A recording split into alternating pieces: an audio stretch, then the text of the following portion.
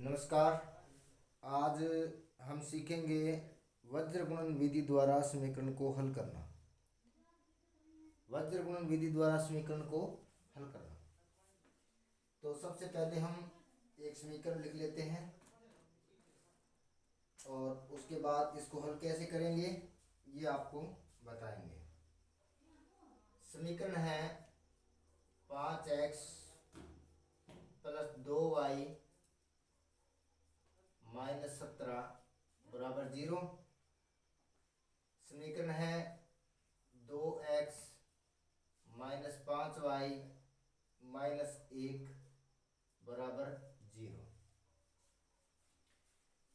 तो सबसे पहले तो आपको एक समीकरण, ये जैसे मान लो ये समीकरण नंबर 1 है और ये समीकरण नंबर 2 है। तो समीकरण नंबर 1 का आप लोग पहले कंपैरिजन करना। a1x प्लस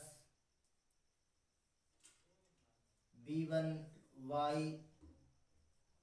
प्लस c1 बराबर 0। a2x plus b2y plus c2 बराबर 0। इसके साथ इसका आप कंपैरिजन बिठाइए तो आप देख रहे हो कि यहाँ x का गुणांक a1 है, यहाँ x का गुणांक 5 है। तो a1 बराबर 5 आ गया। उसी प्रकार b1 बराबर y का गुणांक, यहाँ y का गुणांक 2 आ गया। c1 बराबर, वहां c1 और यहाँ c1 है माइनस 17, तो आप लगाओगे माइनस 17। उसी प्रकार a2 यहाँ पर आपका गुणांक है 2 और b2 यहाँ है माइनस 5 और c2 यहाँ है माइनस 1। अभी आप लिखोगे a1 बटा a2 5/2, b1 बटा b2 2/-5 और c1 बटा c2 बराबर माइनस 17/-1। यहाँ आप ध्यान दे रहे हो कि a1 बटा a2 is not equal to b1 बटा b2, जो हमें ये दिखा रहा है कि इस निकाय के अद्वितीय हल है। अद्वितीय हल है और जिस निकाय के अद्वितीय हल होंगे हमें उसको ज्ञात करना है। तो इसको ज्ञात करने के लिए आपको x की वैल्यू निकालना है। x बटा लगाइए बराबर y बटा लगाइए बराबर 1 बटा लगाइए। अचर पद यहाँ जो दे रखा है उसको आप 1 लिखिए, 1 बटा में लगाइए।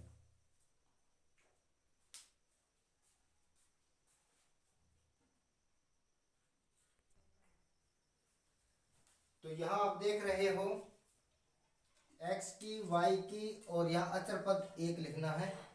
इसके हमने वैल्यू निकालना है। तो आपको क्या करना है, टेक्निकली सिस्टम समझना। a1 a2 जैसे लिखा हुआ है, जैसे ये लिखा हुआ है, सेम टू सेम ऐसे ही डाल दीजिए a1 a2। फिर ये, सॉरी एक मिनट, थोड़ी गड़बड़ होगी यहाँ। यदि आपने x की वैल्यू निकालना है, x की वैल्यू निकालना है तो ये पैटर्न नहीं, ये वाला पैटर्न लिख दो, b1 b2 c1 c2 लिख दिया। उसके बाद y को निकालना है तो यहां से ये लिखो, पहले इसको लिखो c1 c2, फिर इसको लिखो a1 a2। एक को निकालना है तो ये वाला कंसेप्ट नहीं आएगा, इधर वाले दोनों आएंगे, a1 a2 b1 b2। हो गया।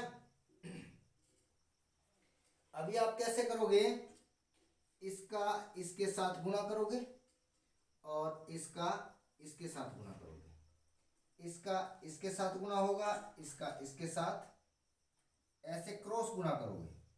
इसीलिए इस विधि का नाम क्या रखा गया है, इस विधि का नाम है वज्र गुणन विधि,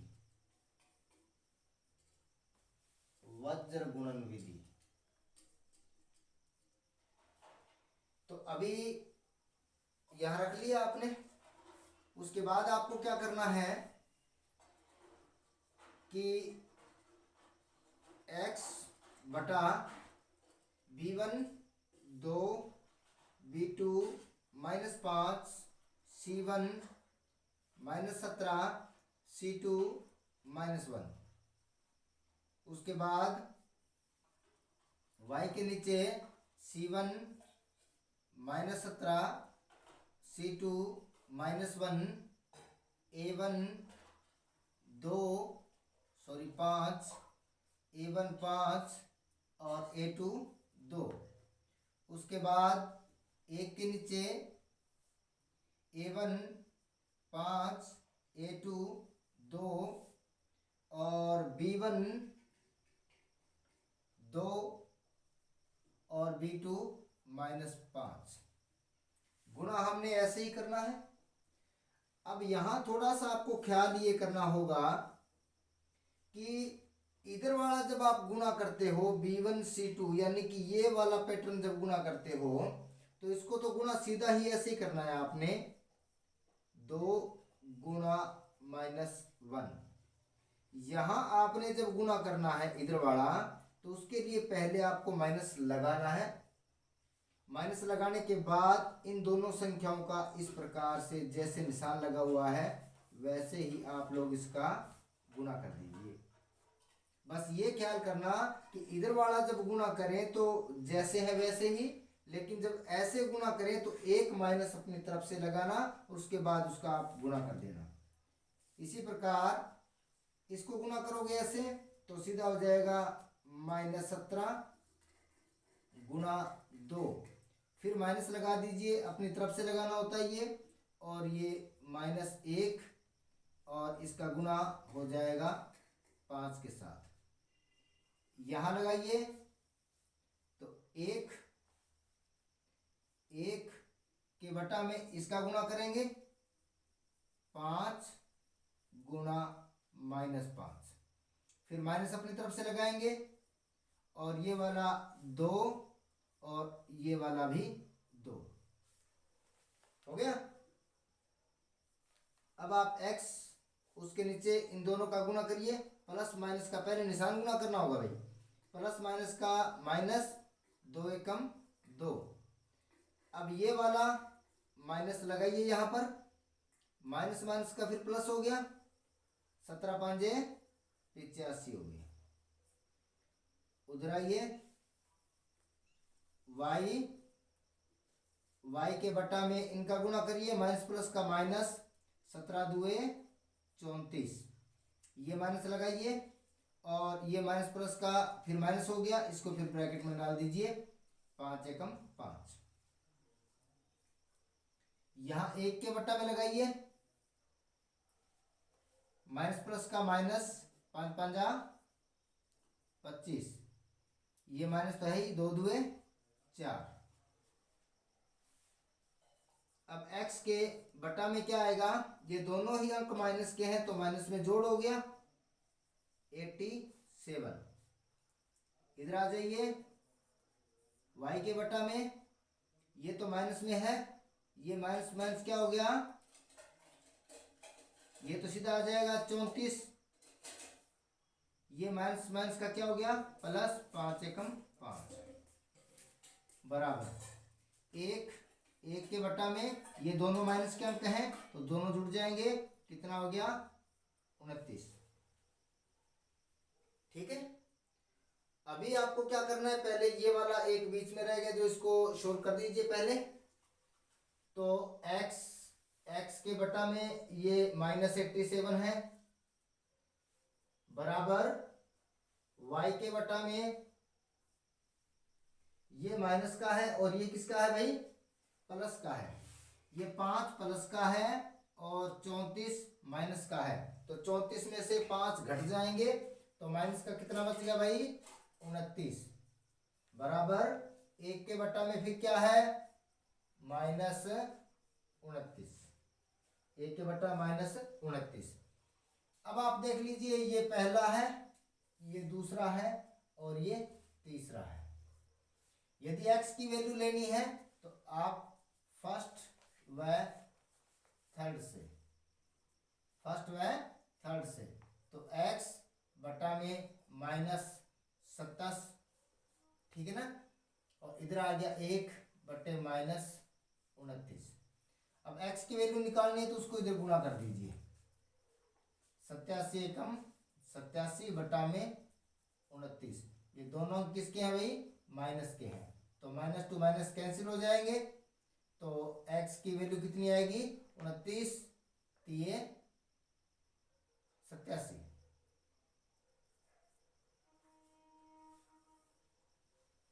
ठीक है, अब इसकी वैल्यू निकालनी है y की, तो आपको क्या करना होगा, दूसरा व तीसरा ले लीजिए। तो y बटा में -29 और इधर 1 बटा में -29। तो अब y की वैल्यू निकालोगे तो ये -29 जो इधर वाला है इधर गुना हो जाएगा और नीचे ये -29 है। तो y बराबर निकालोगे तो ये माइनस टू माइनस कैंसिल, 29 से 29 कैंसिल, यानी कि आपका आंसर आ गया 1। अब आपके x और y की वैल्यू निकल गई है। तो आपको समझना क्या है कि आपको a1 a2 ये जो समीकरण दे रखी है, ये समीकरण दे रखी है, एक को समीकरण 1 नंबर मान लीजिए, दूसरी को 2 नंबर मान लीजिए और फिर इसकी तुलना कर दीजिए। 1 नंबर वाली जो समीकरण है उसका बहुपद a1x plus b1y plus c1 के साथ तुलना करिए। दूसरी समीकरण की a2x plus b2y plus c2 के साथ तुलना करिए। तो a1 a2 b1 b2 के गुणांक लिखिए। यहाँ x का गुणांक a1 है तो यहाँ x का गुणांक 5 है, यानी कि a1 की वैल्यू 5 है। यहाँ b1 का गुणांक y है तो यहाँ y का गुणांक 2 है, यानी कि y का गुणांक b1 y का गुणांक 2, तो b1 की वैल्यू 2। यहाँ c1 और यहाँ पर -17, यानी कि c1 की वैल्यू -17। उसी प्रकार यहाँ x का गुणांक a2 और यहाँ x का गुणांक 2, तो a2 की वैल्यू 2। यहाँ y का गुणांक b2 और यहाँ y का गुणांक -5, तो b2 की वैल्यू -5। यहाँ c2 और यहाँ -1, तो c2 -1। अब जैसे है वैसे लिखिए, a1 बटा a2 यानी कि 5 बटे 2, b1 बटा b2 यानी कि 2 बटे -5, c1 बटा c2 यानी कि -17 बटे -1। अब हमने ये देख लिया कि a1 बटा a2 is not equal to b1 बटा b2। ये देखो दोनों वैल्यू एक जैसी नहीं हो रही है, तो इस निकाय के अद्वितीय हल होंगे। इस निकाय के अद्वितीय हल होंगे। तो अद्वितीय हल निकालने के लिए आपको क्या करना है, आपको इस तरीके से x के नीचे x की वैल्यू निकालनी है। तो आपको सबसे पहले x वाला ये जो a1 a2 है इसको आप छोड़ दीजिए। उसके आगे वाले जो b1 b2 c1 c2 है उनको उसी प्रकार लिख दीजिए, b1 b2 c1 c2।